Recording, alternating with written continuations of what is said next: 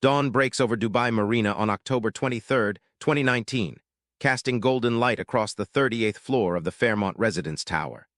Inside apartment 3804, where floor-to-ceiling windows frame the Persian Gulf like a postcard designed to sell paradise, emergency responders find themselves frozen in the doorway, confronted by a scene that shatters the illusion. The body of a young woman lies crumpled in the marble bathroom, her face turned toward the window as if seeking escape even in death. Blood has pooled beneath her head, dark against white Italian tile, while her right hand rests protectively across her abdomen in a gesture that will haunt the first paramedic who sees it for the rest of his career. Her name was Maria Isabel Santos. She was 26 years old, 5 months pregnant, and until approximately 2:47 a.m. she had been desperately texting her sister in Manila. "He's saying I have to choose, the baby or him. I can't kill my baby. Please pray for me." The message was never marked as read. By the time her sister woke 6 hours later to the morning call to prayer echoing across Quezon City, Maria was already gone, and the man she had loved was already constructing the lies that would attempt to bury her twice, once in an unmarked grave, and once beneath a false narrative of accident and misfortune. Scattered across the bathroom counter lie 3 items that tell the story investigators will spend 8 months unraveling. An ultrasound image showing a fetus in profile, its tiny fist raised as if in defiance. A first-class plane ticket to Manila dated for that same morning, evidence of her planned escape. And a bottle of misoprostol, the abortion medication that Maria had refused to take despite 72 hours of escalating threats, manipulation, and finally violence. The bottle is full. 30 pills that might have saved her life remain untouched, a testament to conviction that would cost her everything. But in the world of Dubai's ultra-wealthy elite, where reputations are built on carefully curated images of traditional piety and family honor, an illegitimate child isn't merely inconvenient. It's a time bomb capable of destroying business empires, nullifying inheritance rights, and transforming respected patriarchs into social pariahs overnight. For men whose billions rest on the foundation of dynastic legitimacy, whose government contracts depend on projections of moral authority, whose arranged marriages to prominent families require the appearance of fidelity, a pregnant mistress represents existential threat. And existential threats, in systems where wealth purchases impunity, are eliminated with the same cold calculation applied to hostile corporate takeovers or property demolitions. Sheikh Rashid Al-Hamadi paid Maria Santos $8,000 monthly to exist in luxurious silence, occupying a beautiful cage where her pregnancy transformed from private complication into unacceptable exposure. The apartment where she died wasn't her home. It was his investment in discretion, a space where his double life could unfold away from his wife, his 4 legitimate children, and the carefully managed public image that made him millions. When Maria's pregnancy threatened to expose not just his infidelity but his fundamental hypocrisy, when she refused to erase the evidence growing inside her body, Sheikh Rashid made a calculation that would ultimately expose the very scandal he killed to prevent. Because some secrets, once watered with blood, grow too large for even unlimited wealth to contain. Within 24 hours, this crime scene will be sanitized by professionals whose services are listed in no directory, but known to every wealthy family in the Emirates. The narrative will shift from murder to tragic accident, from intentional violence to unfortunate outcome of a lover's quarrel gone wrong. But before the machinery of privilege can complete its work, one piece of evidence will survive that no cleaner can erase, no lawyer can suppress, no amount of money can make disappear. Maria's phone, with its final desperate messages, its documented threats, its GPS tracking showing Sheikh Rashid's movements that night, backed up to a cloud server he didn't know existed, and set to automatically forward to her sister if she failed to check in by morning. That phone, and the sister who refused to be silenced, would become the instruments of justice that wealth assumed it had already purchased away. Understanding how Maria Santos came to die in that bathroom requires understanding why a nursing graduate from one of Manila's poorest neighborhoods ever came to Dubai in the first place, tracing the economic desperation that transforms daughters into exports and survival into a commodity traded across borders. Maria Isabel Santos was born on August 12, 1993, in Tondo, Manila, a district where poverty isn't just circumstance but geography, where entire families occupy single rooms in structures built from salvaged materials, where the Pasig River carries not just water, but the accumulated desperation of 6 generations unable to escape.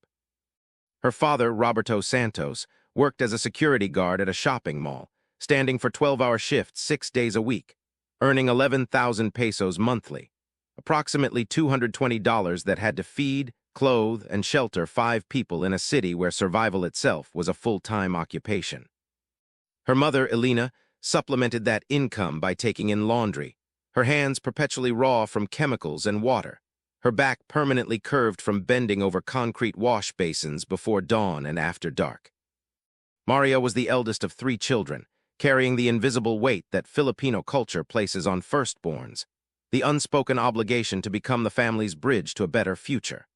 While her younger siblings played in the narrow alleys between Tondo's packed houses, Maria studied by candlelight during the frequent power cuts that punctuated their evenings, her notebooks carefully protected in plastic bags against the rain that leaked through their corrugated metal roof. At 10 years old, she was already tutoring neighborhood children for 5 pesos per hour, squirreling away coins in a hidden envelope labeled College Fund in her careful handwriting. At 14, she was working weekends at a sari-sari store, selling cigarettes and candy to customers who often forgot that the polite girl making change had dreams that extended far beyond their small transactions. She excelled despite everything.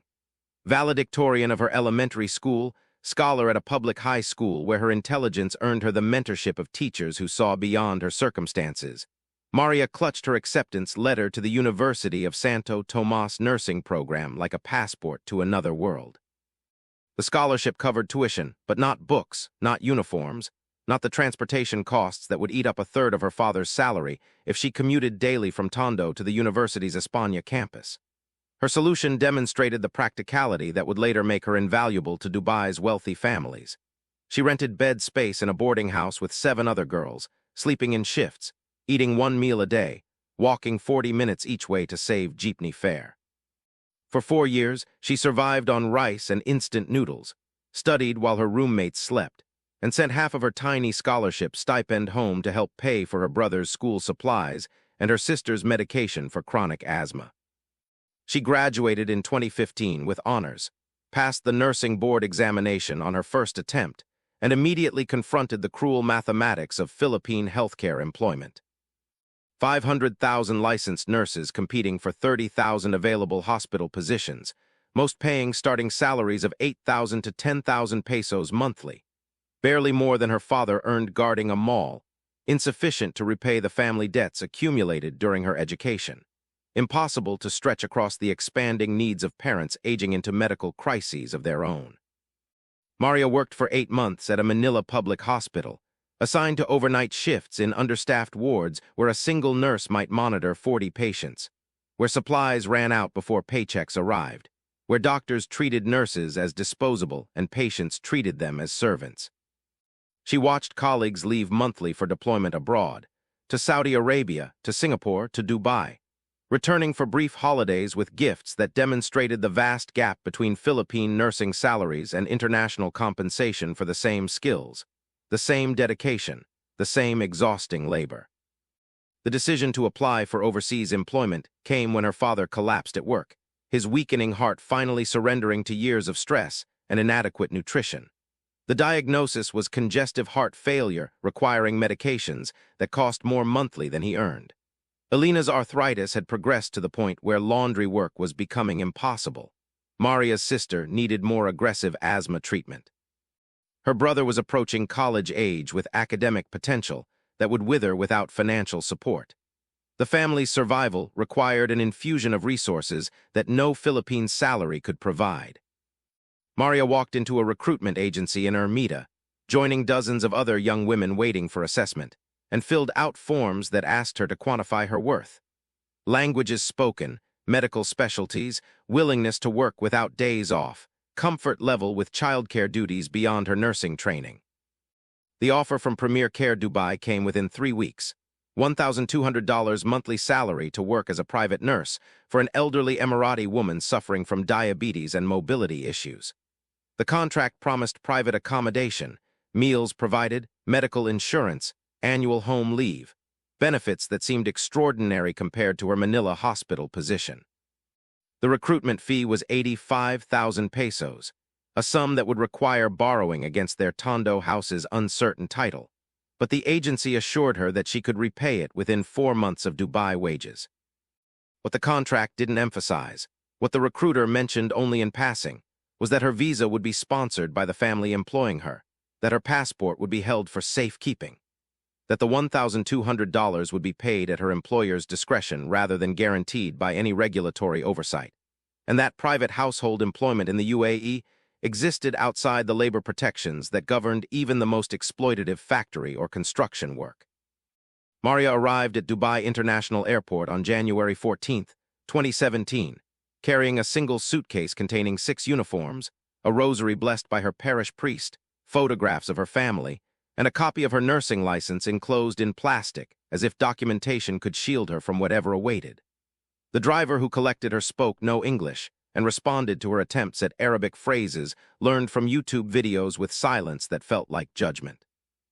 The route from airport to employer's villa wound through districts that seemed pulled from science fiction, glass towers that scraped heaven, highways 12 lanes wide, shopping malls larger than entire Manila neighborhoods.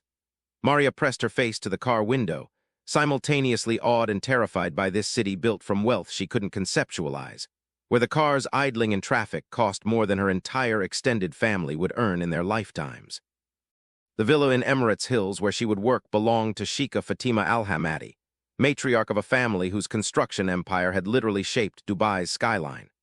At 78, Fatima required monitoring of her blood sugar, assistance with mobility, medication management, and the kind of patient companionship that her own children, busy with business and social obligations, could not provide. Maria's duties began at 6 a.m. and ended whenever the Sheikha finally slept, often past midnight. Her accommodation was a small room behind the kitchen, furnished with a single bed, and a bathroom she shared with the cook and housekeepers. All Filipino women who had been in Dubai long enough to have stopped expecting things to improve, who accepted passport confiscation as standard practice, who warned her in Tagalog, whispered during meal preparation that the family's son was someone to avoid when he visited. His name was Rashid Al-Hamadi. At 42, he was the COO of Al-Hamadi Construction, overseeing $400 million in active government contracts, married to the daughter of a prominent merchant family, father to 4 children enrolled in exclusive international schools. He visited his mother's villa 3 times weekly, ostensibly to check on her health, but actually, as Maria would later realize, to maintain appearances of filial devotion that his actual behavior contradicted. He noticed Maria during her second week, his assessment clinical and calculating, not the look of a man appreciating beauty, but of a buyer evaluating merchandise. He asked about her qualifications, speaking English with the polished accent of his Oxford education, nodding approvingly when she outlined her nursing training and Manila hospital experience. "My mother is fortunate to have such a dedicated professional," he said, the compliment feeling less like praise than inventory confirmation. The grooming process began subtly. Extra compensation appeared in her monthly salary without explanation. $200, then $400, then $600, always framed as bonuses for exceptional care of his mother. Small gifts arrived with his visits. Expensive perfume supposedly left over from purchases for his wife. Designer scarves claimed to be accidental duplicates. French chocolates that she politely shared with other staff who understood the gift's actual significance. Rashid began requesting private consultations about his mother's care, meetings that lasted longer than necessary and drifted from medical discussions to personal questions about Maria's family, her dreams, her loneliness in a foreign country. He listened with apparent sympathy when she mentioned her father's illness, immediately offering to arrange consultation with Dubai's best cardiologist. He expressed concern about her workload, suggesting she deserved better accommodation, more freedom, opportunities to experience the Dubai most foreign workers never saw. 4 months after her arrival, Rashid offered her a proposition presented as career advancement. Become his personal assistant for family medical matters, coordinating his mother's care while living in a separate apartment where she'd have privacy and autonomy, earning $3,000 monthly, nearly triple her current salary. The arrangement would be discreet, he explained, because his wife didn't understand his need for professional medical assistance beyond his mother's care. because his business associates might misinterpret the presence of a young female assistant, because Maria herself would be more comfortable away from the villa's communal living situation. Every phrase was designed to make his offer seem like liberation rather than the trap it actually was. Maria, calculating that $3,000 monthly could cover her father's medications, her sister's treatments, her brother's university fees, and still allow repayment of debts that had doubled since her departure, accepted. The apartment in Dubai Marina was everything he'd promised, and nothing she should have wanted. Fully furnished in the sterile luxury of corporate housing, located in a tower where residents came and went without acknowledgement, spacious enough to feel isolating rather than freeing. Rashid visited 3 times that first week, always with legitimate justifications. Delivering documents his mother needed her to review, checking that her accommodation met her needs, bringing groceries because he knew she hadn't had time to shop. His physical boundaries dissolved incrementally. A hand on her shoulder while pointing at paperwork, an embrace presented as fatherly comfort when she cried while talking to her sick father by phone. A kiss that he apologized for profusely while explaining that his marriage had become loveless arrangement, maintained only for the children's sake and business stability. Maria's resistance crumbled under the combined weight of isolation, financial dependency, and his expert manipulation. She was 24 years old, living alone for the first time, 7 time zones away from any support system, legally tied to a man who controlled her visa and could revoke it with a single phone call. When their relationship became physical, Rashid framed it as mutual attraction rather than coercion, as partnership between equals rather than the power imbalance it actually was. He promised to eventually divorce his wife once the children were older, to marry Maria properly once business circumstances allowed, to take care of her forever if she remained patient and discreet. She wanted to believe him because disbelief meant confronting the reality that she had become exactly what other staff members had whispered about: the mistress, the kept woman, the disposable commodity that wealthy men used and discarded. For 18 months, Maria existed in the strange limbo of being Rashid's secret. He visited 4 nights weekly, staying until morning, transforming the apartment into a simulation of domestic partnership that evaporated when he returned to his actual family. He increased her allowance to $5,000 monthly, installed her in a larger apartment, bought her jewelry that she kept in boxes because wearing it felt like advertising her shame. He made promises that grew more elaborate as her requests for clarity grew more insistent. They would move to London where his business had investments and her nursing license could be converted. They would have children after his divorce finalized. She would finally meet his mother as his legitimate partner rather than hired staff. Maria sent most of the money home, watching her family's circumstances transform while her own dignity eroded. Her parents moved to a real house with glass windows and solid walls. Her father received treatment at a private hospital where doctors projected he might live another decade with proper care. Her sister's asthma was controlled by medications that had previously been unaffordable. Her brother enrolled at Ateneo de Manila on scholarship, studying engineering with a future that seemed actually possible. But the cost of her family's survival was her increasing understanding that Rashid's promises were performance art, beautiful, elaborate, and completely detached from any intention of fulfillment. His wife wasn't a stranger to his infidelity. She was its manager, tolerating it as long as it remained invisible to their social circle. His children weren't obstacles to their future. They were his priority, his legacy, his reason for maintaining a marriage that provided social legitimacy his relationship with Maria never could. His business interests didn't require discretion. They required the appearance of moral authority that a Filipino mistress would shatter. Maria was what she had always been in his calculation, a temporary solution to biological needs, a carefully maintained secret, a possession that could be discarded the moment it threatened to become public. That moment arrived on May 17, 2019, when Maria's period was 2 weeks late. The pregnancy test she took in the bathroom of their Marina apartment showed positive within seconds, the 2 pink lines appearing like a verdict she hadn't known she was awaiting. She stared at the test for 20 minutes, her nursing training warring with her Catholic faith, her understanding of Rashid's likely reaction battling her own surprising surge of joy at the proof of life growing inside her. When she told him that evening, his face cycled through emotions too quickly to fully register: shock, anger, calculation, forced calm. His immediate question wasn't about her health or feelings. It was logistics. How far along can it still be handled medically? Handled as if the pregnancy was a business problem requiring efficient resolution, as if the child was a complication to be erased rather than a life to be considered. Maria felt something fundamental shift in that moment, her image of Rashid finally aligning with reality rather than fantasy. This wasn't a man who would leave his wife for her. This was a man who viewed her pregnancy the same way he viewed construction delays or contract disputes, as obstacles to be eliminated through whatever means necessary.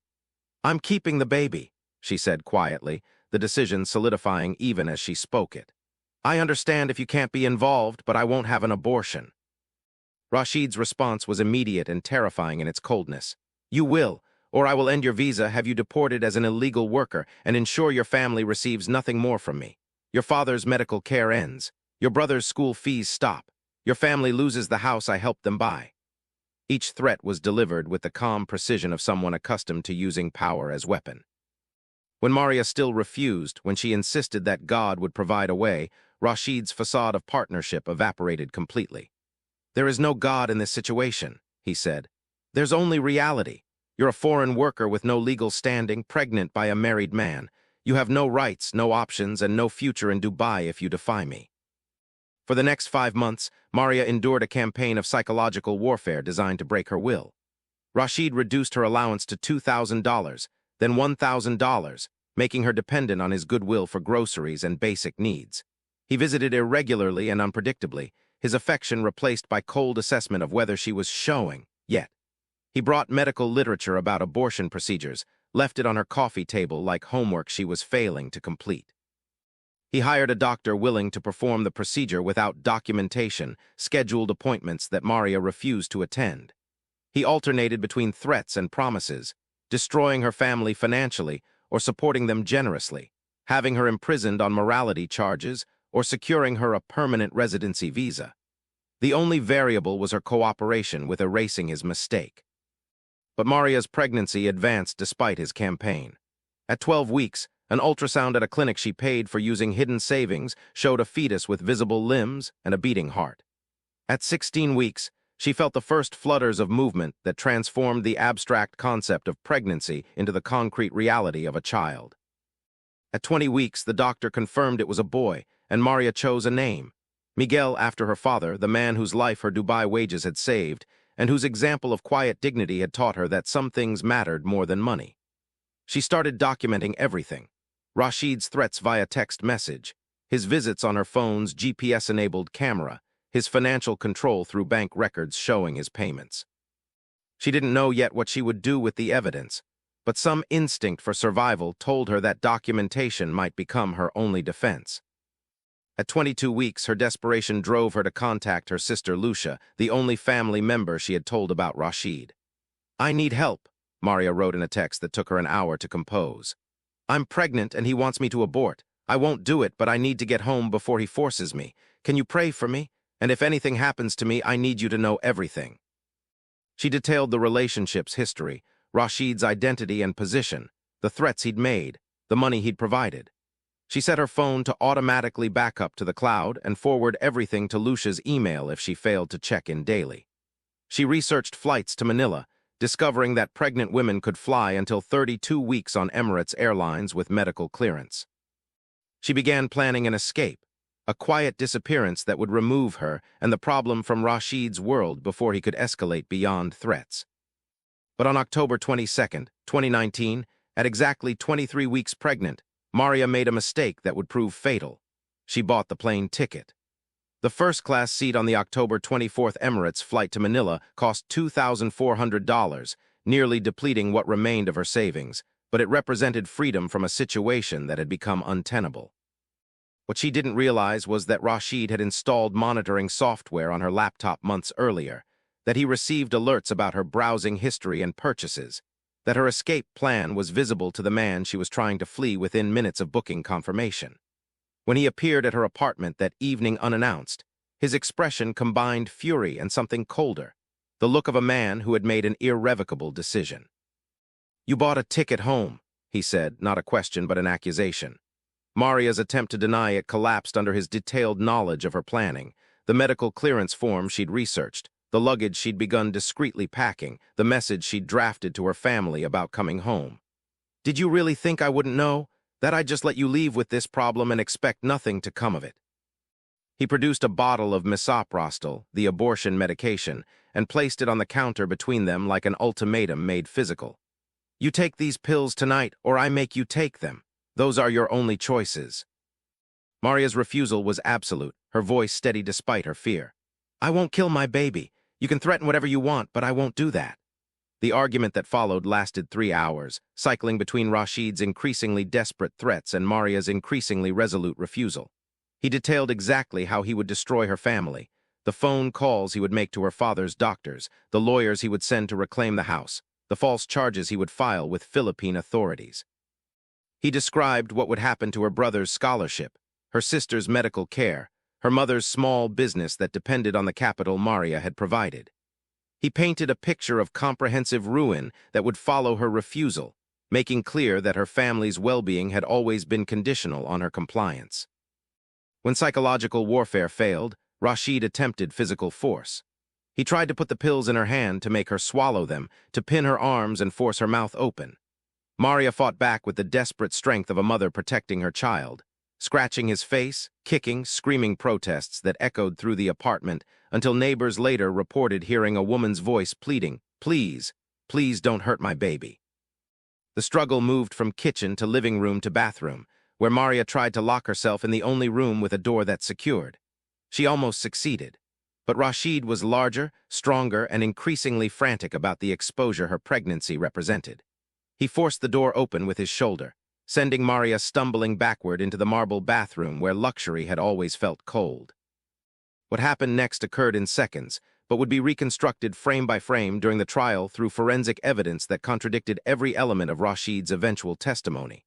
Maria fell, her head striking the sharp edge of the marble vanity with force that fractured her skull. But she didn't die immediately. She lay on the floor, conscious enough to reach for her phone, to dial the first 2 digits of the emergency number before Rashid took the phone from her hand. She looked up at him, her vision blurring, and said words that a neighbor standing on her balcony next door would later swear she heard through the open window. "Please call ambulance. Please save my baby." Sheikh Rashid al-Hamadi made a decision in that moment that transformed accident into murder. He didn't call an ambulance. He didn't attempt first aid. He didn't use his phone to summon the medical resources that his wealth could mobilize within minutes. Instead, he sat on the edge of the bathtub and watched Maria Isabel Santos bleed to death on marble that cost more than her entire family had earned in a generation. He watched her breathing become shallow and irregular. He watched her hand finally drop from her stomach, the protective gesture losing its strength. He watched the life drain from her eyes along with the life of his unborn son, and he did nothing except calculate how to transform this scene into something survivable for his reputation. At 2:47 a.m., he made his first call, not to emergency services, but to his family's crisis management attorney. At 3:15 a.m., a private medical transport team arrived through the service entrance, professionals whose only questions were logistical rather than ethical. At 3:45 a.m., crime scene cleaners followed, carrying equipment designed to erase evidence that police forensics would later recover from drains and grout lines despite their expertise. At 4:30 a.m., Rashid left the apartment, his clothing changed, his scratched face treated with ointment, his story prepared. At 6:15 a.m., Maria's body was in a private mortuary, her phone was in an evidence bag despite no police report existing yet, and the official narrative was already forming. Tragic accident, pregnant woman fell in bathroom, medical complications despite best efforts. Family will be notified and compensated appropriately. But at 7:00 a.m. Manila time, when Maria failed to send her daily check-in message, her phone's backup system executed its programmed response, forwarding 73 pages of documented threats, GPS tracking data, photographs, and her final desperate text to Lucia's email with the subject line, "If you're reading this, something has happened to me. Please don't let them cover it up." Lucia read the file while her children ate breakfast, her hands trembling as she absorbed the evidence of her sister's systematic exploitation and her sister's terror in the final months. She didn't cry. She didn't panic. She forwarded everything to the Philippine embassy in Dubai, to the UAE Police's anonymous crime reporting system, to 3 international human rights organizations, and to a journalist who specialized in covering abuses of migrant workers in the Gulf. She made Maria's private tragedy public before the machinery of wealth could contain it, ensuring that her sister's death would matter beyond one powerful man's convenience. The investigation that followed demonstrated how fragile the architecture of impunity becomes once a single supporting beam is removed. Dubai Police's Criminal Investigation Department, typically deferential to prominent families, found itself under international scrutiny that made the usual quiet resolution impossible. The Philippine government, facing domestic outrage from the millions of families with relatives working abroad, applied diplomatic pressure that transcended normal economic considerations. International media amplified the story, connecting Maria's death to broader patterns of migrant worker abuse in the Gulf, transforming one woman's murder into a referendum on systems that enabled such tragedies. Detective Lieutenant Ahmed Hassan, a 15-year CID veteran who had seen too many foreign worker deaths attributed to accidents, recognized immediately that Maria's case diverged from the official narrative. The autopsy, conducted before family lawyers could intervene with more pliable medical examiners, revealed skull fracture consistent with significant force, defensive wounds on her arms, DNA under her fingernails matching Sheikh Rashid's genetic profile. The crime scene, despite professional cleaning, yielded blood spatter patterns suggesting a struggle preceding the fall, phone records showing Maria's attempted emergency call, and security footage from neighboring apartments capturing sounds that contradicted claims of simple accident. Most damning was the digital evidence from Maria's cloud backup, a comprehensive documentation of abuse, coercion, and Rashid's explicit threats about forcing abortion or destroying her family. The arrest came 16 days after Maria's death, after lawyers exhausted every delaying tactic, after government officials made quietly unsuccessful phone calls requesting that charges be reconsidered in light of the Al-Hamadi family's service to the nation's development. Sheikh Rashid Al-Hamadi was taken into custody at his construction company's headquarters, led past employees in handcuffs that transformed him from untouchable patriarch to common criminal. The charges were comprehensive: premeditated murder, coercion, human trafficking through forced labor, document fraud related to Maria's visa status. The prosecution's case, built on Maria's meticulous documentation and her sister's refusal to be silenced with money or threats, was overwhelming. The trial lasted 11 weeks and exposed layers of systemic abuse that extended far beyond one man's violence. Evidence revealed that the Premier Care Recruitment Agency had facilitated dozens of similar situations, matching Filipino nurses with wealthy families and turning blind eyes to passport confiscations and boundary violations. Testimony from other women who had worked in the Al-Hamadi household described a pattern of Sheikh Rashid's predatory behavior toward female staff, at least 3 previous relationships that had ended with sudden deportations and suspiciously generous severance payments. Financial forensics traced payments to medical professionals willing to provide abortions without documentation, to officials who facilitated quick deportations of problematic staff, to lawyers who specialized in making inconvenient women disappear into legal limbo. The defense attempted multiple strategies, each more desperate than the last. They claimed cultural misunderstanding, that Rashid's relationship with Maria was consensual by Filipino standards, but looked coercive through Western legal interpretation. They suggested Maria's pregnancy was manipulation, an attempt to trap a wealthy man through claims of paternity that DNA testing would later confirm as legitimate. They argued that her death was genuine accident during an emotional argument, that Rashid's failure to call an ambulance immediately was shock rather than calculation, that his use of private medical services was habitual rather than evidence of cover-up.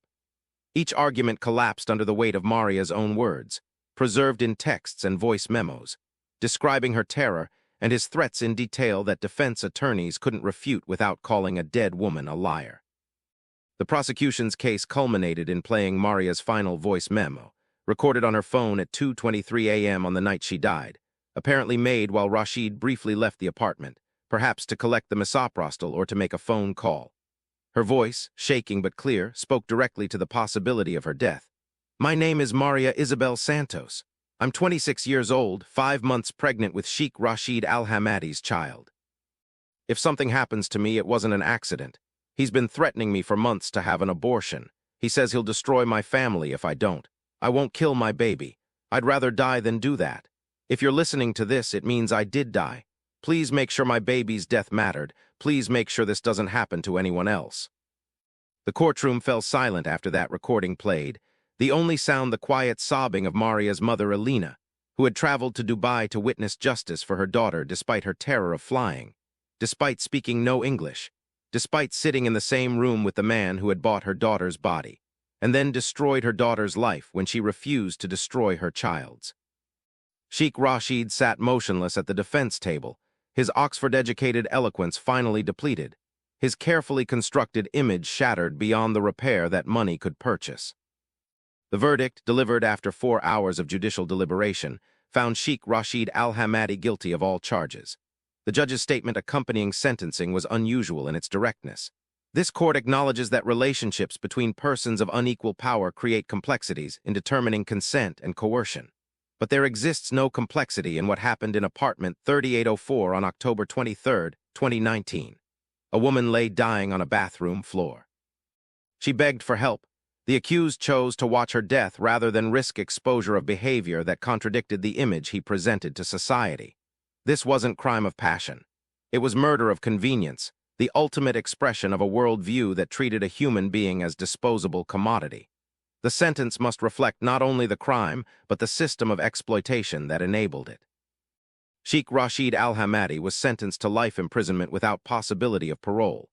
His assets were frozen pending civil judgments in favor of Maria's family and other victims identified during the investigation. The al-Hamadi construction company lost government contracts worth $800 million as the UAE government, conscious of international attention, demonstrated willingness to sacrifice one family's business interests for broader reputation management. The Premier Care recruitment agency was shuttered, its owners facing charges of human trafficking.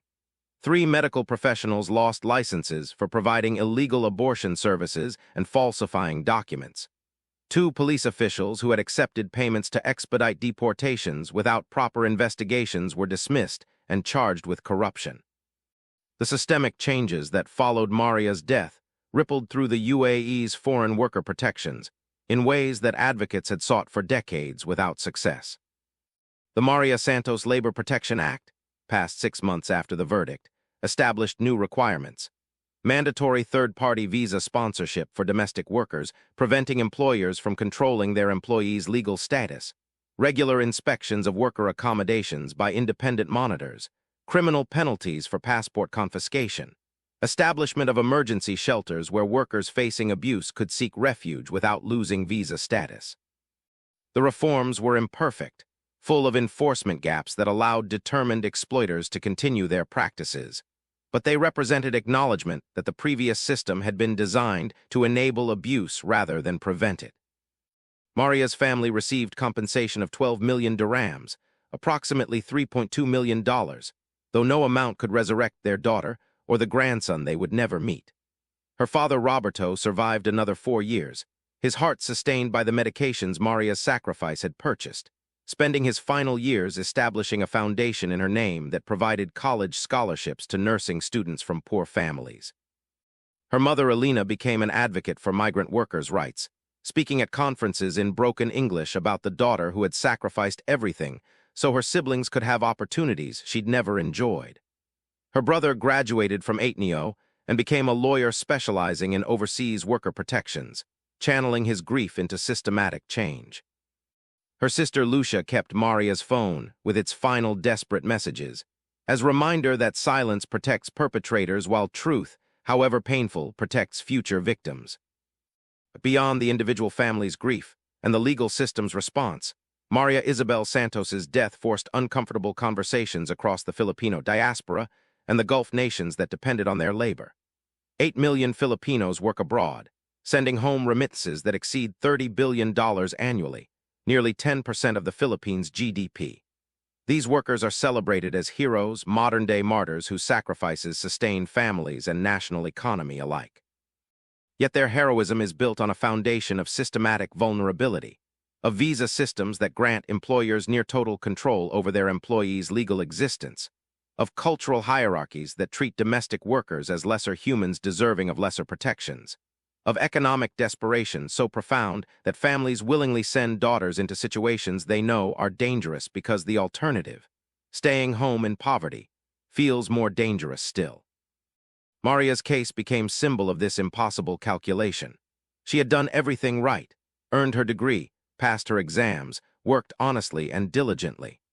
Her mistake was believing that her education and professionalism would protect her from exploitation, that her nursing license was shield against the reality that in systems built on hierarchy, foreign domestic workers occupy the lowest rung regardless of their qualifications.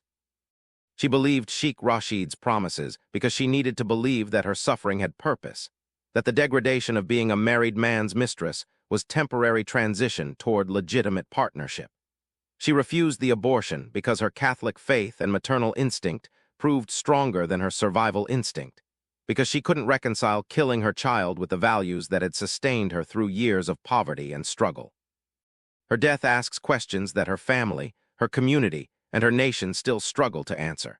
How many more women must die before labor-sending countries refuse to allow their citizens to work under visa systems designed to enable abuse?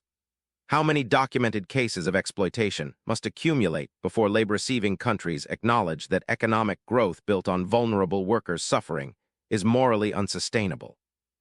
How many mothers must choose between their children at home and their children in their wombs before the global community recognizes migrant domestic work as the human rights crisis it has always been? These questions have no simple answers, no reforms that don't require powerful interests to surrender advantages they've enjoyed for generations, no solutions that don't demand fundamental reimagining of how wealthy nations extract labor from poor ones. Today, 8 years after Maria's death, the apartment in Dubai Marina where she died has new occupants who likely don't know its history. The marble bathroom where she bled to death has been renovated, the bloodstains that forensics recovered from grout lines long since replaced by fresh tile that gleams under LED lighting. The Fairmont Residence Tower continues operating as luxury accommodation for the wealthy, its property values unaffected by the tragedy that occurred on its 38th floor. Dubai's skyline continues rising, each new tower built partially by workers whose vulnerabilities differ from Maria's in detail, but not in kind. Construction laborers from Bangladesh sleeping 8 to a room, domestic workers from Ethiopia whose passports remain locked in their employers' safes, entertainment workers from the Philippines whose visas depend on the continued pleasure of sponsors who can revoke their legal existence with a phone call. But in one small corner of Tondo, Manila, in a concrete house built with money that Maria's Dubai wages provided, there stands a small altar bearing her photograph. She's smiling in the picture, her nursing uniform crisp and white, her face radiant with pride at her accomplishments. The photo was taken on her graduation day from Santo Tomas, before Dubai, before Sheikh Rashid, before she learned that education and morality provide no protection against systems designed to render certain people disposable. Her mother lights a candle at that altar every evening, praying for her daughter's soul and for the grandson she never got to hold. The rosary draped across Maria's photo is the same one she carried to Dubai, returned to her family with her personal effects, fingered smooth by prayers offered in a foreign land where God seemed very far away. That rosary, more than any legal reform or financial compensation, represents the true cost of the global migrant labor system that enabled Maria's death. It symbolizes faith tested beyond endurance, morality forced into impossible choices, the desperate calculations that poverty imposes on families who must choose between keeping their daughters home in safety and sending them abroad into danger. It represents 8 million Filipinos currently making the same calculation Maria made, weighing the known suffering of poverty against the unknown risks of foreign employment, deciding that the chance of prosperity justifies the possibility of exploitation. And it represents the failure of a global economic system that offers the poor only this choice: stay home and watch your family starve, or go abroad and risk becoming another Maria Santos, another body in an apartment, another case file demonstrating that some lives are valued less than others' reputations.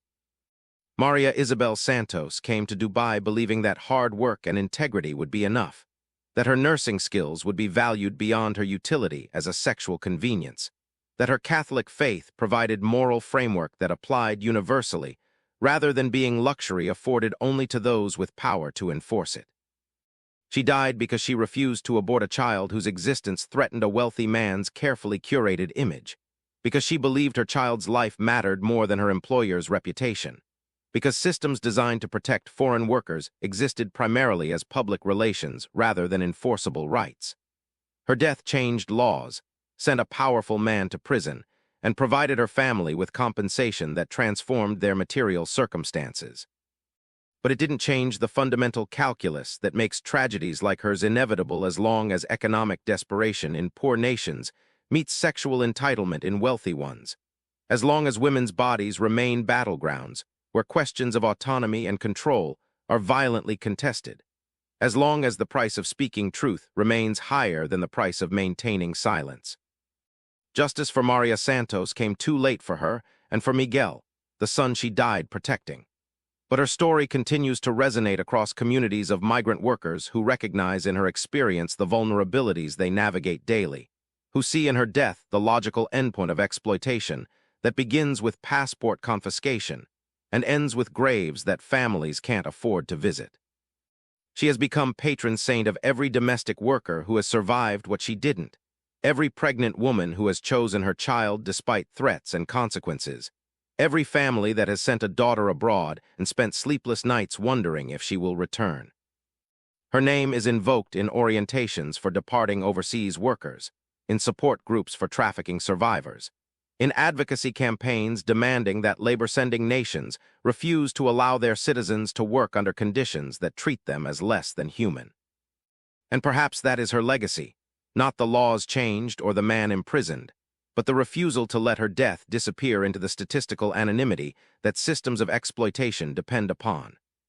Every year on October 23rd, Filipino workers' organizations across the Gulf hold candlelight vigils remembering Maria Santos and demanding better protections for the living. Her story is taught in nursing schools in Manila as cautionary tale about the vulnerabilities that await graduates in foreign employment. Her foundation has sent 43 nursing students through college, creating a living memorial more meaningful than any statute or plaque. And her sister Lucia continues sharing Maria's story with journalists, researchers, and advocates, ensuring that the woman who died trying to protect her child is remembered for her courage rather than reduced to her victimhood, honored for the impossible choice she made rather than blamed for the vulnerability that wealthy predators exploited. In the end, Maria Isabel Santos's story is not unique.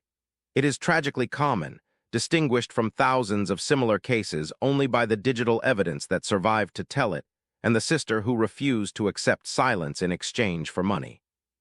For every Maria whose death became international news, a dozen others die in circumstances attributed to accident, illness, or suicide, their bodies repatriated with explanations that families lack resources to investigate, their stories dying with them.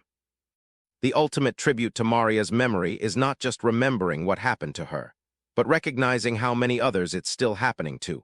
Women whose names we'll never know, whose deaths will never make headlines, whose families will grieve in silence because they lack the documentation, the connections, or the courage that Lucia demonstrated.